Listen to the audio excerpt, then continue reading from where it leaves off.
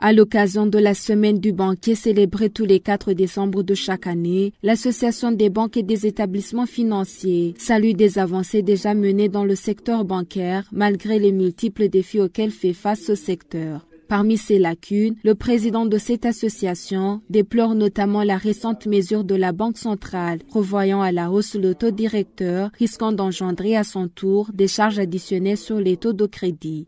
Nous célébrons cette journée et nous sommes fiers de contribuer dans le développement économique du pays parce que, à titre indicatif, nous comptons aujourd'hui plus de 4 000 milliards de crédits qui ont été accordés au secteur privé et nous comptons également plus de 2 000 milliards de crédits qui ont été donnés à l'État.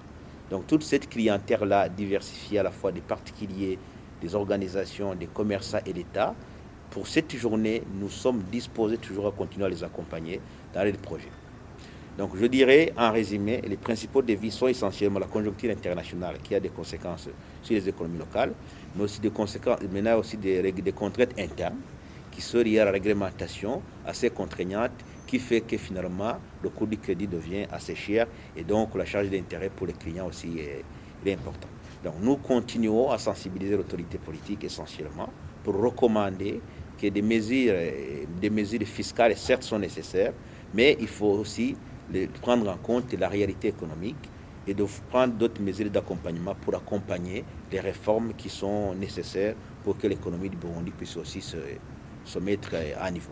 À cette volonté des banques et des établissements financiers de se relever malgré les défis, le ministre des Finances, du Budget et de la Planification économique a souligné le rôle de la Banque centrale dans cet engagement. Les sessions sous forme d'ateliers parallèles programmés sur la semaine du banquier vont permettre un renforcement de capacités pour les cadres des banques, mais aussi un rapprochement professionnel susceptible de renforcer l'éthique du métier de banquier.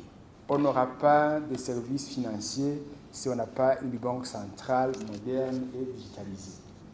J'exhorte la Banque centrale à s'attaquer de plein fouet la question de digitalisation de la Banque centrale, en particulier le système d'information, le core banking system qui n'est pas encore totalement digitalisé.